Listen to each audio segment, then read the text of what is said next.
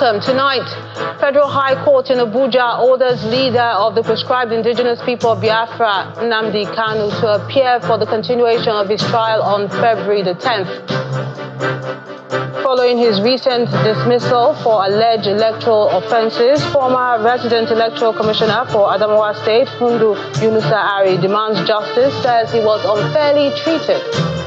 Coordinating Minister of Health and Social Welfare, Professor Ali Pate, says Africa must take ownership of its research and innovation to address the continent's pressing health challenges. And one person dies with several others injured after protests over harsh working conditions and low wages turned violent in Cameroon.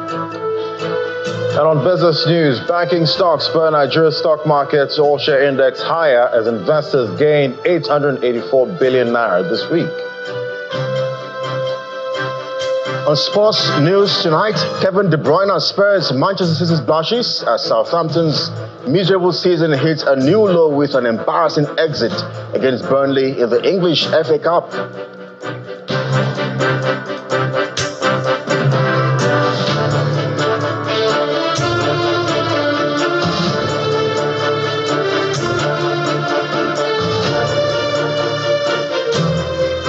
The Federal High Court in the nation's capital, Abuja, has ordered Nnamdi Kanu, the leader of the proscribed indigenous people of Biafra, IPOB, to appear before it on February the 10th for the continuation of his trial.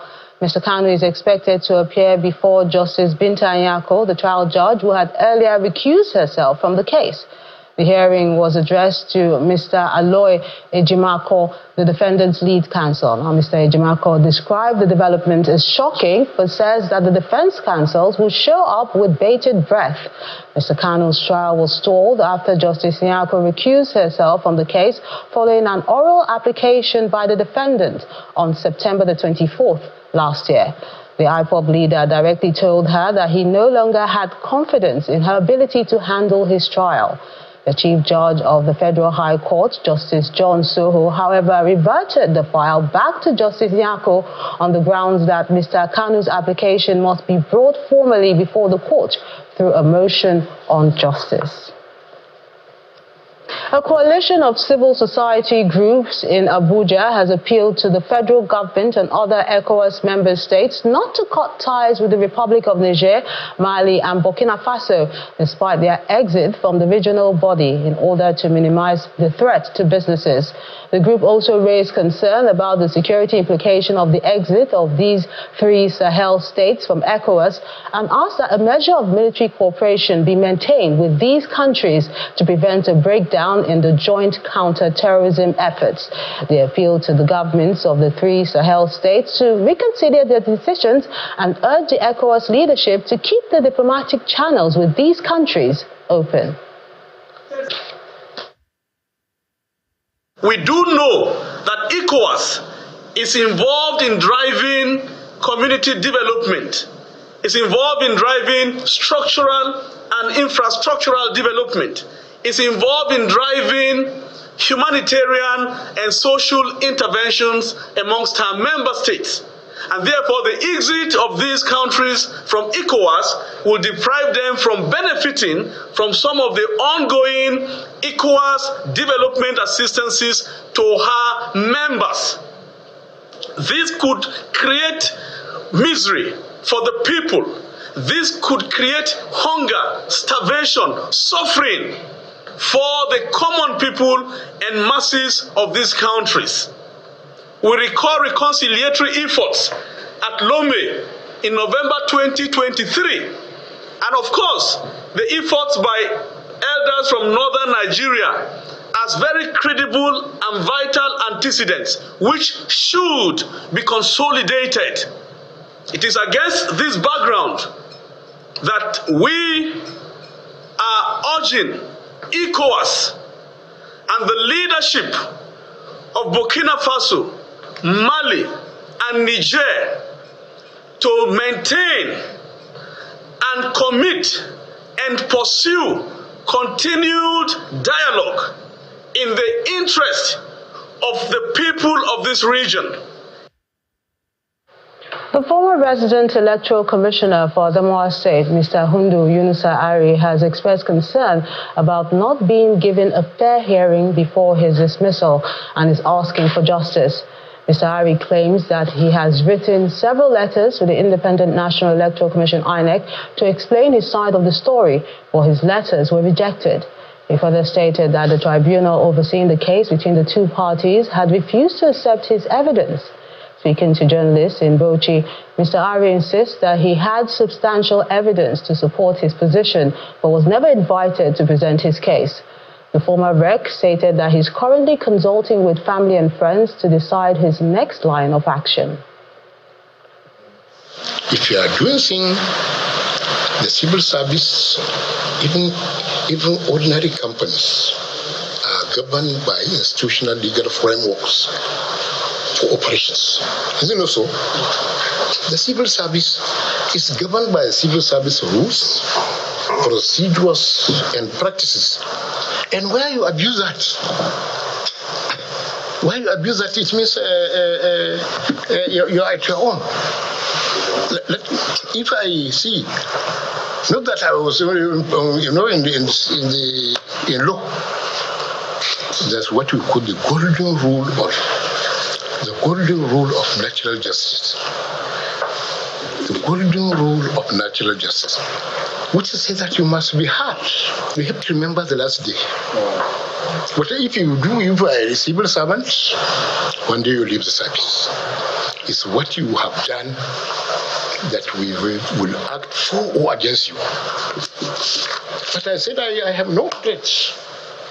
And I said the refusal of INEC to collect this letter, and the fact that the refusal to collect the letter, and then the tribunal said they are not using my evidence. Even if you are an ordinary judge, what do you say that? I can even announce it now. He won the election against Pintiri. In Nasarawa State, all political appointees from special advisors to personal assistants have been dissolved by the governor, Abdullahi Sule. He announced this during a meeting with them at the government house in Lafia, the state capital. Our correspondent Halima Gayam reports that the governor appointed Mr. Labaran Magaji as the new secretary to the state government. Nasarawa State political appointees from special advisors to personal assistants to Governor Abdullahi Sule assembled for a meeting in the government house at the instance of the governor. The governor appreciates them for their effort in the implementation of his projects. I want to once more thank you sincerely and inform you that the best way forward for us, just like we dissolved the ESCO Council, is also to dissolve all the PAs and advisors at this moment. Dr. Labaran Magaji, do solemnly swear. The governor then swears in the new secretary to the state government, urging him to bring his expertise to bear on governance in the state. There is no doubt that your appointment is timely, coming at a time that this administration is committed to massive transformation in the state. I believe that with your various antecedents and pedigree, you will continue to do more and put your energy in the implementation of government policies and programs for socio-economic development of Nasarawa State. I trust that you will justify the confidence reposed in you by the government. This is about the most critical part of your administration. This is what we call the legacy period. Your Excellency, we are ready, willing to settle down and hit the ground running in ensuring that your dream of leaving Nasarawa State better than you meet it is achieved. The chairman and members of the board of the State College of Education, Akwanga, alongside the sole administrator of Udege Development Area, are also sworn in. The governor plans to announce its new cabinet in earnest to set the motion for the implementation of the 402 billion naira 2025 budget. Halima Gayam, Channel Television News. The National Union of Electricity Employees at the Kaduna Electricity Distribution Company has suspended the indefinite strike that led to a power outage in Kaduna, Zamfara, Sokoto and Kebbi State. The suspension of the 5-day strike followed the intervention of the governor, Uba Sani, who held a meeting with the company's management and labor union at the state government house in Kaduna. The governor promised to stand as a guarantor for all the resolutions reached at the meeting. The Kaduna Electricity Distribution Company branch of the National Union of Electricity Employees had on Monday, February 3rd, 2025, embarked on an indefinite strike over an alleged plan by the management to dismiss some workers of the company. The last drop on the camel's back is a termination of 900 staffs of this Kaduna Electric, which is unfair without regards to the condition of service. In fact, as it is, it's insultive, it's provocative, it's not acceptable that you have a policy document that guides the administrative affairs of an establishment. You set it aside. The next day, Tuesday, February 4, the company issues a statement explaining that the downsizing is imperative owing to significant operational and financial challenges that had hindered its ability to meet its market and operational obligations. The workers did not back down, and the industrial dispute impacted businesses and residents across the 4 northwest states. Concerned by the impact of the outage, Governor Uba Sani of Kaduna State convened an emergency meeting between the management of Kaduna Electricity Distribution Company and the National Union of Electricity Employees.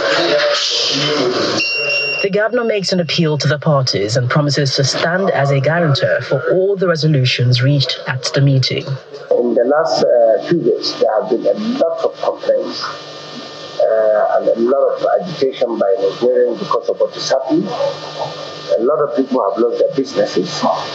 And the reason why we are coming to resolve this issue at this critical time, and I want to also state my own position, that I will guarantee everything. The process, I will be part of it to ensure that every decision we have taken is abided by. Following hours of mediation, the dispute was amicably resolved, and a key resolution of the meeting is that power will be restored with immediate effect. At the end of the meeting, all the respective parties agreed as follows. Management has agreed to review its past actions. The 2 in-house labor unions have also agreed to restore electricity to Kaduna State and other franchise states with immediate effect.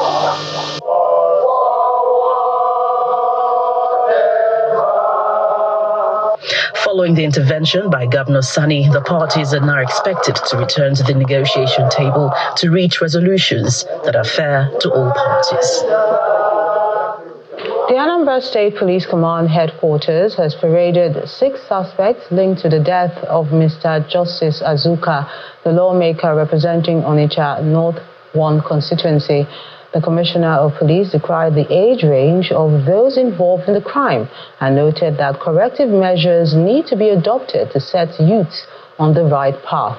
The late lawmaker was kidnapped on December the 24th, 2024 in Onitsha, Anambra State.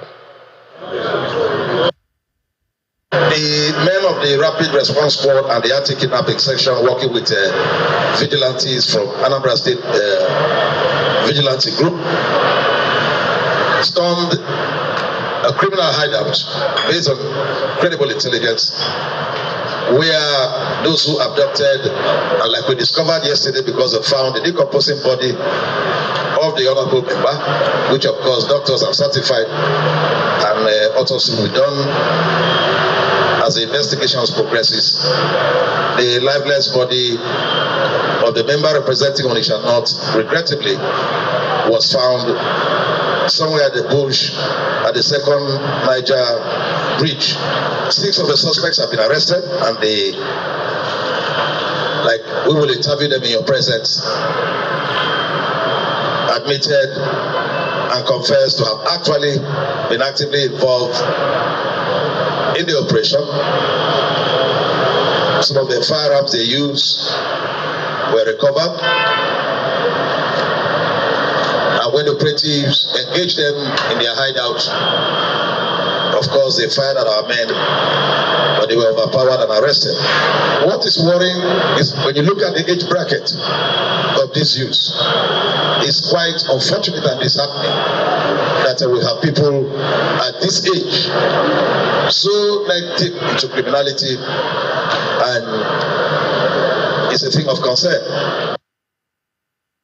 In part two, after the break, Coordinating Minister of Health and Social Welfare, Professor Ali Pate, says Africa must take ownership of its research and innovation to address the continent's pressing health challenges. That's in a moment. Join us again.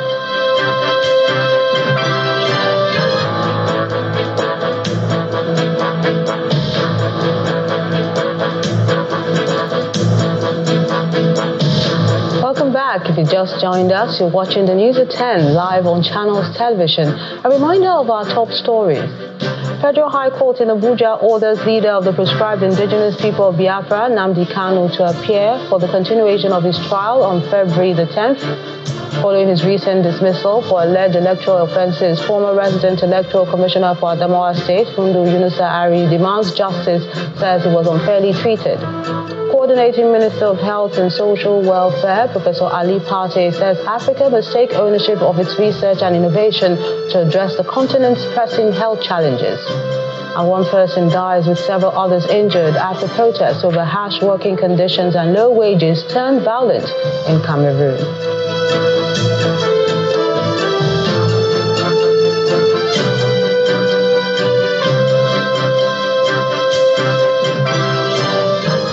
Contractors who abandon projects fully funded by the federal government will be sanctioned. The Minister of State for Petroleum Resources, Oil, Mr. Heineken Lokobiri, issued a stern warning during an inspection of ongoing oil and gas projects at Brass Island in Bayelsa State. He expressed displeasure over the pace of work at the Atlantic Modular Refinery, despite the full payment of $35 million to the contractor. Indigents of Brass Island in Bayelsa State are out to welcome the Minister of Petroleum, Heineken Lokobiri. The island plays host to several federal government oil and gas initiatives, including the proposed 2,000 barrels per day Atlantic Modular Refinery, the Brass Petroleum Products Terminal, and the Brass Fertilizer Project. Minister of State for Petroleum Heineken Lokobiri, during an on-the-spot assessment, inspected the road leading to the Brass Petroleum Products Terminal. Displeased with the level of progress, he summoned all parties involved to a meeting in Abuja to address the delays. I'm not impressed with what I've seen there. So I've summoned the contractor and the consultants, everybody to my office in Abuja. Together with the authority chief executive, we will sit with them, not to wish out anybody, but to find solution towards completing the project. The minister's inspection also revealed troubling signs at the Atlantic Modular Refinery site, where work has stalled despite the full payment of $35 million by the federal government. At the stakeholders' engagement, Mr. Lokobiri vowed to take decisive action. What is the essence of proposing a project? Monies are paid and the job is not done. It is when the project is completed that people can benefit from that project. And so my position is that they should go and put that refinery. Otherwise, we'll hold them accountable. The traditional ruler of one of the communities commended the minister's stance, condemning the culture of abandoning projects and urging accountability. Why must people get involved in a project and abandon the project after a large sum of money has been paid? This is not the fault of the government. It's the fault of our people that went to get this contract. Honorable Minister Yantoraja, thank you very much. I think that this is the right thing to do. It's not a matter of listening to stories. It's a matter of coming to see actually what is going on. The stakeholders meeting was attended by representatives from Tuan Brass, Odioma, Egwoma, Okpoma, and other communities in the Brass Council area. They emphasized the importance of seeing the projects through to completion for the development of the region. Still on infrastructure, federal highways will soon be tolled to ensure the continued maintenance of roads across the country. The Minister of Works, Mr. David Umahi, made this known during the inspection of some federal road projects along the Abuja-Kano-Kaduna highway. He added that the greatest challenge of road infrastructure in the country is poor maintenance culture and asked the Federal Road Maintenance Agency to do more in achieving its mandate. However, the minister revealed that the tolling of federal highways will happen only when the necessary infrastructure on such roads are completed. Major roads within the 6 geopolitical zones and within the economic corridor will be tolled. But we are not tolling any road that we have not perfected. You know, we are in agreement with an ALC that before we toll any road, we would have 100% completed the road. But where we have done roads completed maybe in the past 10 years and it is failing, and we are still working in some sections, we reach an agreement with the stakeholders because one of the key problems of our roads is lack of maintenance. And how will you maintain 35,000 kilometers of roads? So we have to involve the private sector in this maintenance. So if you have a road that is 200 kilometers and you have concluded maybe 150, we can discuss with the public, because if we leave that 150 without maintenance, then the problem is that it can go bad. And so there is, even our bodies are maintained, not to talk about the road that is under heavy, serious, dynamic loading. So that is what we are doing. But for now, we are not tolling any road we have not completed. And don't forget that sometime last year, the Federal Executive Council passed a directive, an order, that in all our bridges, no one should excavate sand 10 kilometers downstream and 10 kilometers upstream. And so the controllers are directed to ensure that that happens immediately. The management of Ministry of Works, we've agreed that where controllers and resident engineers are not doing well, they will be brought to the head office. We are very serious with the supervision of the work. The Palace of the Olu of Warri has dismissed allegations linking the monarch of Gyame Atuase III to pipeline vandalism and illegal oil bunkering. In a media briefing, the sole representative to the monarch to the NNPCL, Mr. Collins Edema, stated that the attack on the traditional ruler is also an attack on the entire Shekiri kingdom and demanded a retraction from perpetrators of the report. Mr. Edema and the Shekiri people also asked the federal government to carry out an investigation to fish out those behind the accusation. Claims have surfaced suggesting that a company under His Majesty's chairmanship is sponsoring the vandalization of oil and gas pipelines, illegal oil bunkering, and crisis in the Niger Delta.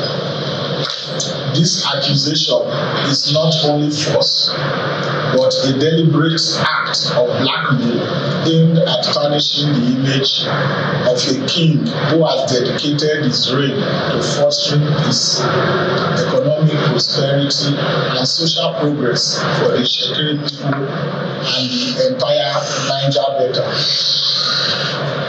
This is not just an attack on our monarch, but an attack on the integrity of the Shekiri nation. The Shekiri people have always played a crucial role in the stability and economic advancement of Nigeria.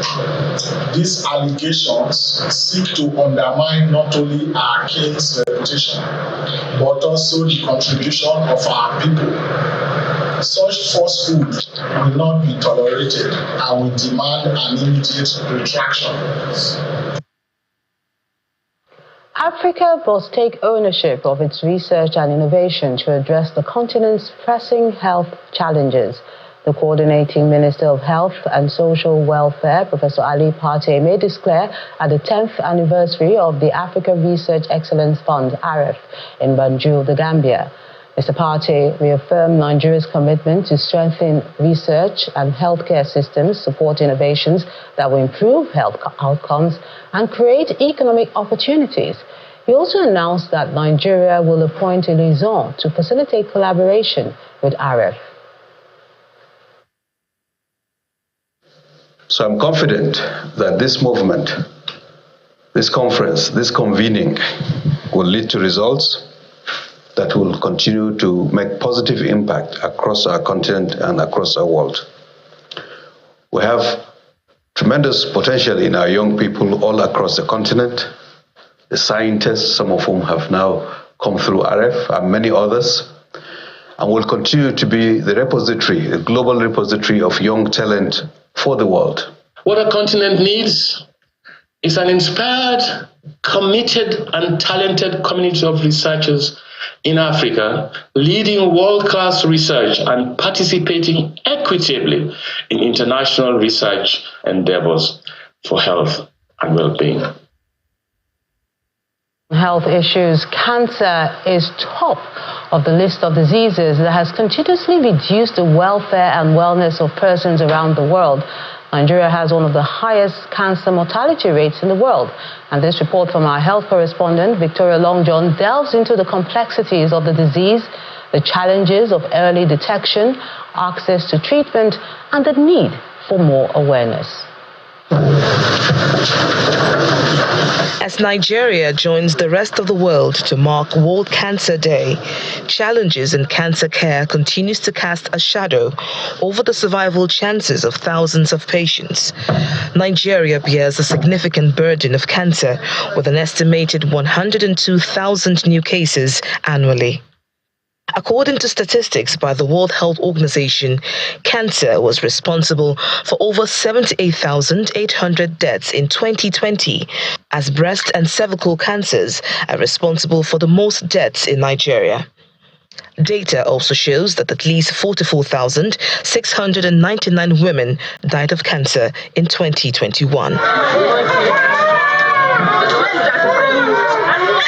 The country also faces a severe shortage of specialists, a high cost of treatment, late-stage presentation of cases, amongst other challenges, factors that have made cancer one of the deadliest diseases in Nigeria.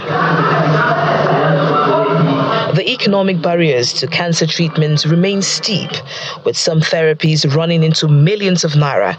A case in point is Elizabeth Eje, a cancer survivor who was diagnosed with stage 2 breast cancer. When I started my radiotherapy, I think I did like 12 sections of the cycle of the radiotherapy, and then the machine broke down and I have to wait for another 2 to 3 weeks, for me to continue with the treatment. So the delay was, I know of few of my friends that the delay, were able to, we lost some of cancer patients.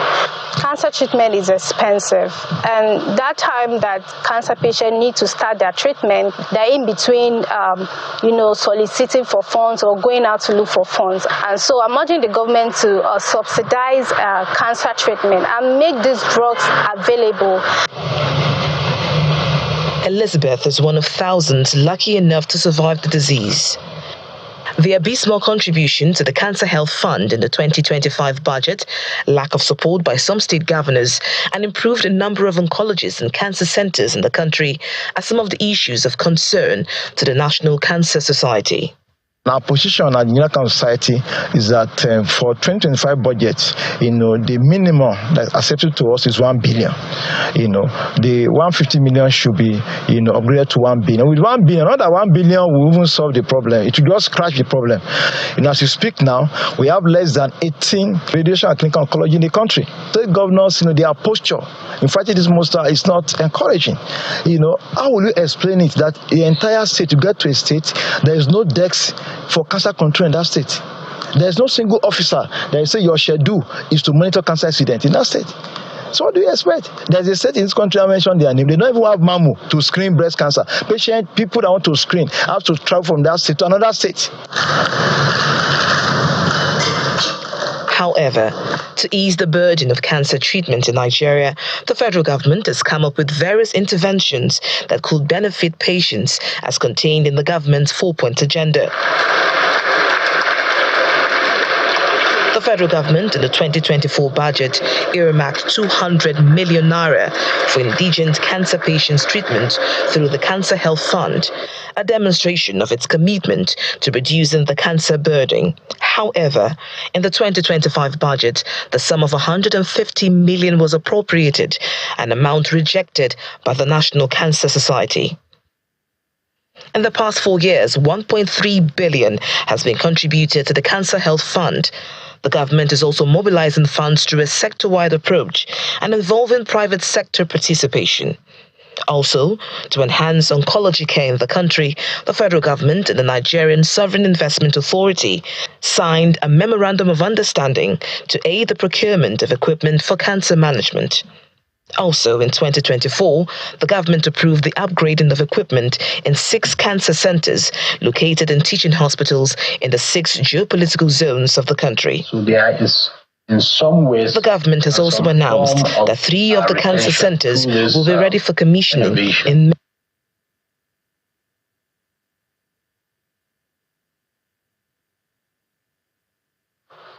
We sincerely apologize for the glitch in that report.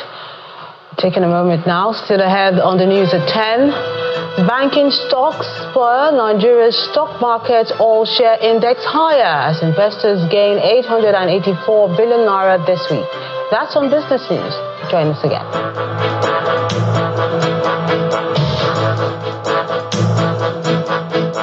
Welcome back. Schools within and outside Benin City, the Edo State capital, will get the required attention so that no student is neglected in the quest to provide quality education. The Commissioner for Education, Padi Yamu, will disclose this during an assessment of technical colleges across the state, said the government is also taking steps to strengthen technical colleges to provide exceptional training experiences for students interested in acquiring vocational and technical skills. Our correspondent, Jessica Olugusere, has this report. It's still bright and sunny when the Commissioner for Education, Edo State, Padi Yamu, takes his tour of the Government Science and Technical College Igara in Akoko Edo local government area of Edo State, even though he'd traveled hours from Benin City, the state capital, to get here. Can we see them? Let's see them and have a chat with them. So this is the process you use to solidify the blocks. This visit is to, among others, help the government get a closer look into the running of the learning centers as well as the students' welfare. You don't have to dig. That's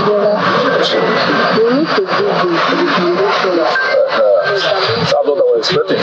It's an interesting time for the students. First of all, you dig the ground, you clear the surface, you will now sprinkle water on it. After that, you will now mix your concrete and you pour it inside. After pouring it inside, you set the block using your line to make it straight. Behold your commissioner. Good afternoon. The Government Science and Technical College, IWA, is located in Eastern Central Local Government Area of Edo State. Here, as in the other facility toured, Mr. Yamu, during the inspection of sections of the school, chats with the students. We don't have any rights, we don't have supply.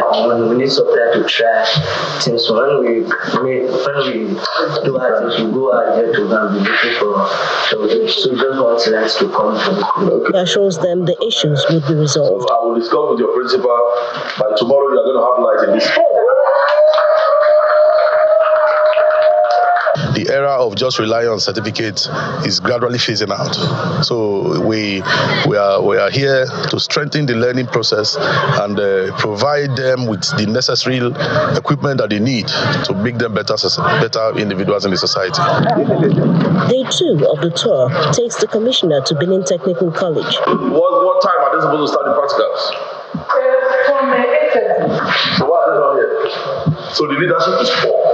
The leadership is poor. And I told you this is here. You have practicals by 8:30 and the students are not here. This is after 9. These students are proud to share knowledge of the skills they've acquired with their guests. The 4 inches, coronation. 2 single is 40 inches, 1 single 56. So depending on the size, 1 single is smaller, that's 121. 2 single is a bit longer, like 40. 1 single is 56, the longest straight. Mr. Yamu closes the tour with some advice for the young ones. In other countries, another part of the world, those with skills even do better than those who sit in the office. So you have to learn your craft, you have to master your craft and master your game, because that's what gives you an edge among your peers. Aside from regular inspection, other steps the Commissioner disclosed are being taken to improve education in the state at this time includes the recruitment of teachers to fill existing gaps. Jessica Oluguse, Channels Television News. In the meantime, the Registrar of the Joint Admissions and Matriculation Board, JAMB, Professor Ishaq Oloyede, has commented on the gap between UTME candidates and available slots for university admissions. Speaking on our current affairs program, Inside Sources, Professor Oloyede revealed that while over 1.8 million candidates apply for UTME annually, a significant number fail to meet basic admission requirements. He noted that many candidates score below 140 out of 400, and when additional requirements like credits in mathematics and English are applied, the number of eligible students drop even further. The space we have is not sufficient in some cases, but they are not grossly insufficient as we present. I give you an example. 1.2 million, or say 1.8 million took the form, UTME form, say last year, 1.8 million applicants, candidates. And UTME is for university? For the university, polytechnics and colleges of education. Yeah, they're all of them, 1.8. Yeah, right. By the time you ask, how many of them scored 140 out of 400. Out of 400. You are not talking of 50%. Yeah, of course. Over 1 million gone. That didn't match up. That did not. You see, you are talking of demand. Demand that is not, it's not effective demand. Yeah. So by the time you now ask for 5 O-level mathematics and English, you are left with about 900, 800. Interesting. So by the time you now admit the 600, 700 out of them, one person who is ignorant to say, out of 1.8, you have. The issue is, if you go to JAMB, go and see their dashboard, and you will see what is there. You will see that, yes, there are people, if you insist on mathematics, credit in English, credit in mathematics as part of it, would we have up to 700,000? The answer is no. Complete interview. Tune into our current affairs program, Inside Sources, tomorrow, Sunday at 6 p.m. In Imo State, over 300 youths, women and persons living with disabilities have been selected to benefit from the first phase of the Livelihood Improvement Family Enterprises Project in the Niger Delta of Nigeria, LifeND.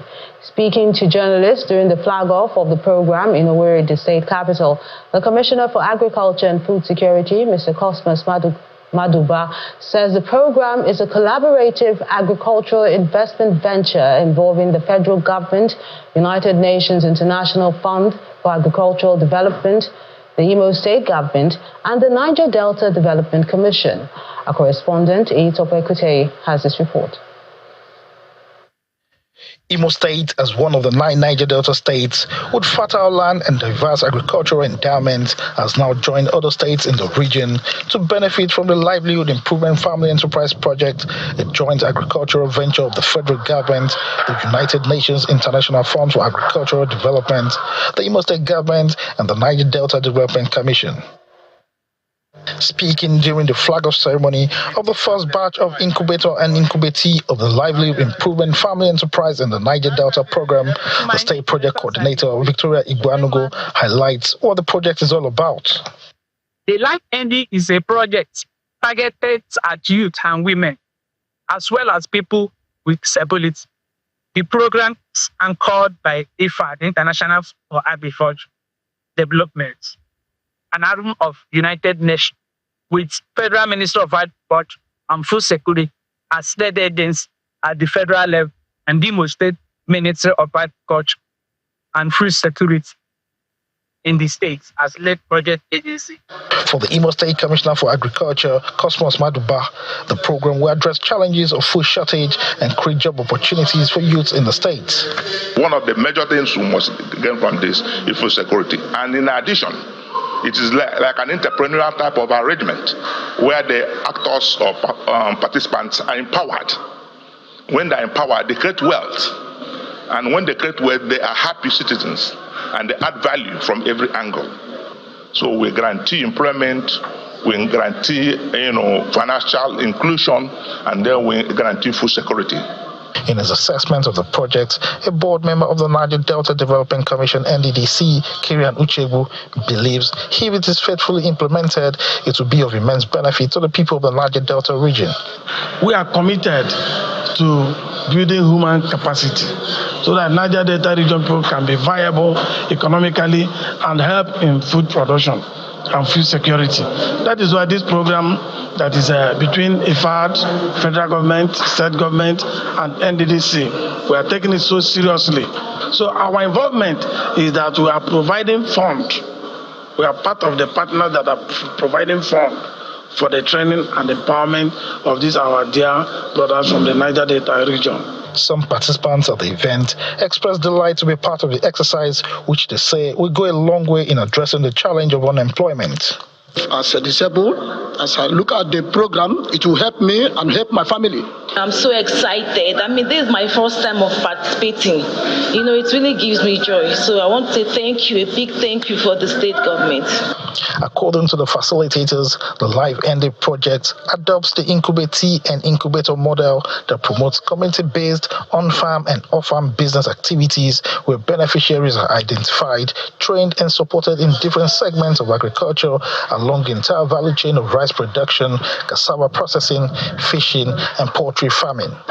Ejitokwe Kutei, Channels Television News.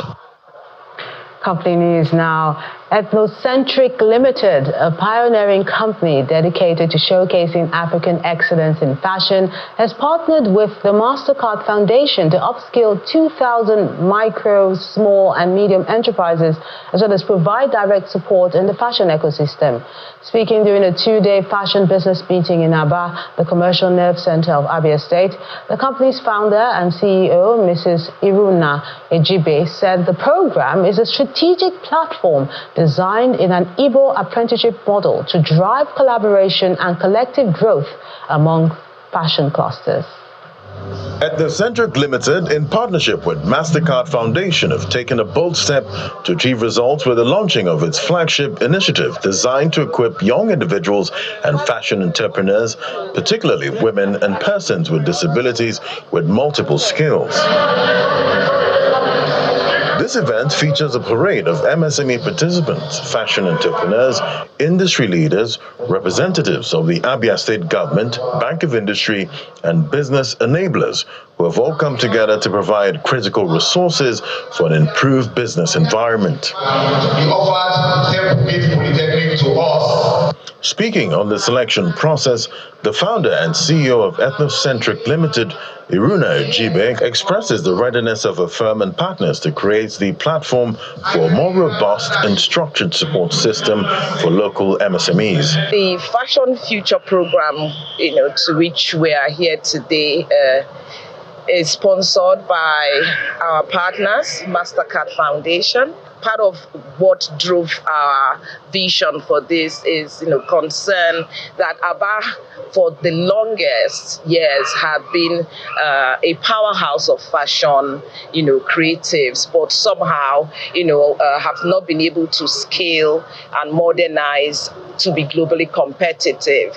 And so we are very determined to move the small businesses, help them to move the needle towards being more productive, increasing their capacity and being globally competitive. Highlighting the importance of the Fashion Future program, the program coordinator, Jeremiah Obunnama, says the goal is to improve the skill of MSME participants. We've supported 2,000 young persons to gain skills in the market. These skills are learned through cluster apprenticeship, where we pair the young persons with MSMEs or MCPs to enable them gain the market relevant skills. And part of our intervention is that we'll support these young persons at the end of the 5 months program to gain equipment.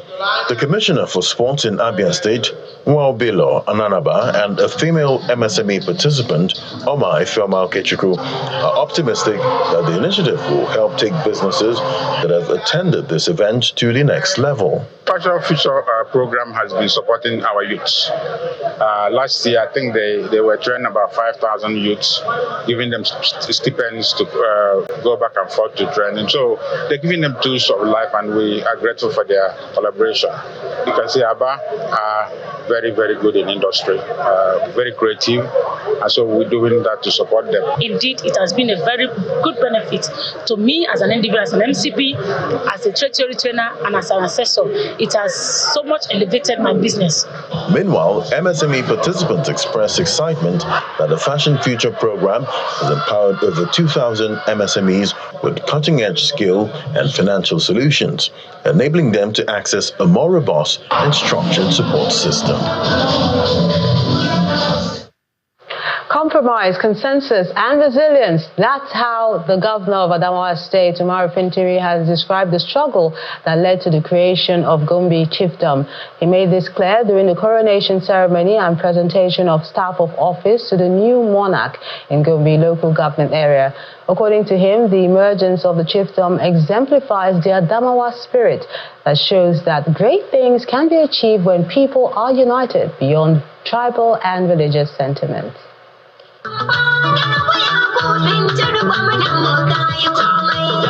It's the third out of 7 coronation ceremonies for the presentation of staff of office and oath-taking for the newly created emirates and chiefdoms.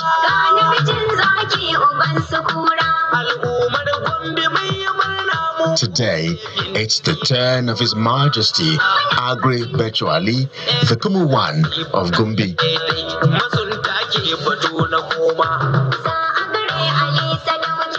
Colorfully dressed in traditional apparels, the people roll out the drums to witness the coronation of their new monarch. The Adamawa State Governor, Umaru Fintiri, his deputy, and the Speaker of the State House of Assembly are amongst the other dignitaries in attendance. Chairman of the organizing committee, Professor David Jatau Fintua, describes the event as historic, and the Lamido of Adamawa, Barikindu Aliu Mustafa, who is represented, sends congratulatory messages. We are very grateful for this liberation you have given us. Over 100 years, we've been under bondage, but today, because of the magnanimity of our governor, we are being liberated. As we celebrate this occasion, let us remember the rich cultural heritage and traditions that has brought us to this moment. I wish to congratulate His Majesty, the Kumwan of Gombi, on his installation. Furthermore, I wish to urge him to be fair, just, and equitable in the discharge of his responsibilities to his people. The high point of the ceremony is the oath of office administered by the State Chief Judge, Justice Hafsat Abdurrahman. I will, and that I will preserve, protect, and defend the Constitution of the Federal Republic of Nigeria. So help me God. So help me God.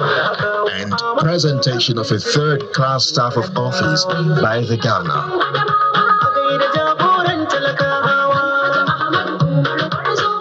Highlighting his administration's development initiative, the governor reiterates the ban on tree felling and illegal mining, among others. I hope that you will efficiently use district heads and village heads in providing intelligence and covering activities of bandits and criminals.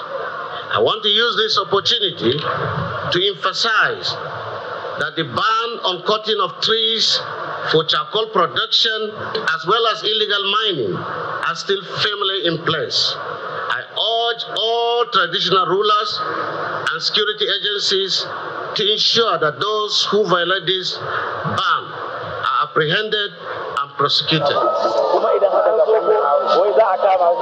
The new monarch expresses gratitude for the trust bestowed on him. I will seek to promote peace and security. I will work closely with the security agencies to ensure that the safety and well-being of all our citizens. I will actively discourage and condemn all forms of violence and criminality. To wrap up the event, the district heads and title holders of Gombi Chiefdom pay homage to the new traditional leader, marking the beginning of a new era in the chiefdom. In the world of business, Laddie Williams has all these details.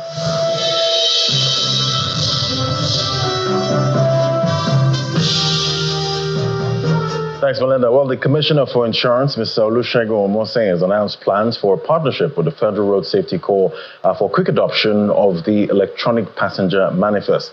The Commissioner for Insurance, who was speaking at a meeting with Road Safety Corps marshals in Abuja, explains that this will guarantee speedy settlement of claims. And Sony's PlayStation network is currently facing a widespread outage, preventing many users from playing online games or accessing the PlayStation Store. Shortly before 9 p.m. ET on Friday, the official Ask PlayStation account posted on X that they are aware some users might be currently experiencing issues with PSN. The outage is impacting multiple services, including PlayStation Direct, PlayStation Store, gaming and social features, PlayStation Video, and account management, according to the PlayStation network status page. Frustrated users took to social media to share their complaints and their humor.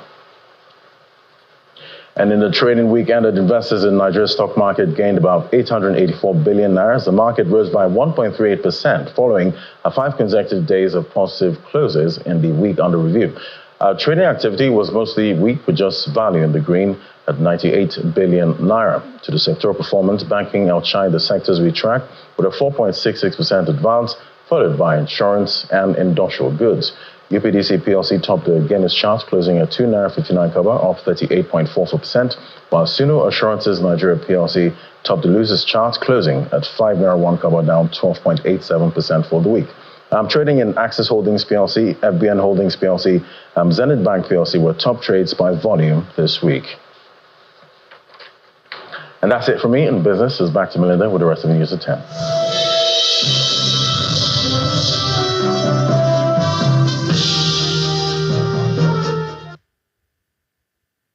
Thanks, Laddie. And it's also time to find out what's happening in the world of sports with Kelly Egiga.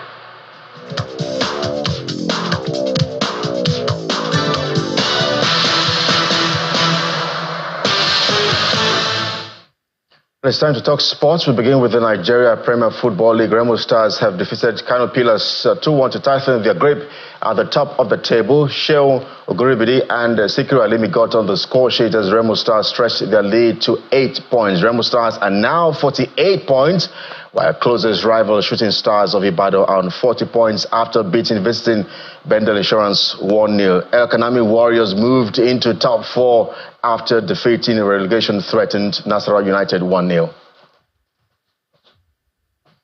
The English FA Cup gets attention next as Kevin De Bruyne spurred Manchester City's blushes as they came from behind to beat third-tier Leyton Orient 2-1 and reached the 5th round of the competition. Ipswich Town swept to a 4-1 win against Coventry City, managed by former England midfielder Frank Lampard. The last cup tie at Goodison Park ended in disappointments for Everton.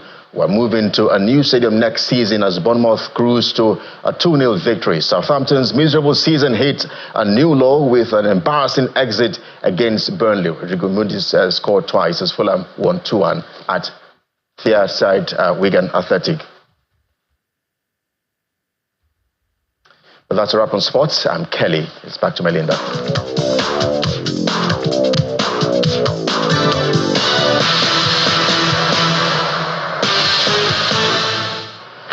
Many thanks, Kelly. On the international scene, one person has died and several more are injured after protests over harsh working conditions and low wages turned violent in Cameroon. The situation escalated when workers at the sugarcane plantation, citing delays in salary payments, clashed with the police, several of whom are injured. Over 150 hectares of sugarcane fields have been destroyed in the crisis, which erupted earlier this week. And the main news again. The Federal High Court in Abuja today ordered leader of the proscribed indigenous people of Biafra, Nnamdi Kanu, to appear for the continuation of his trial on February the 10th. That's the news at 10 tonight. I'm Melinda Akinlami on behalf of the team. Good night.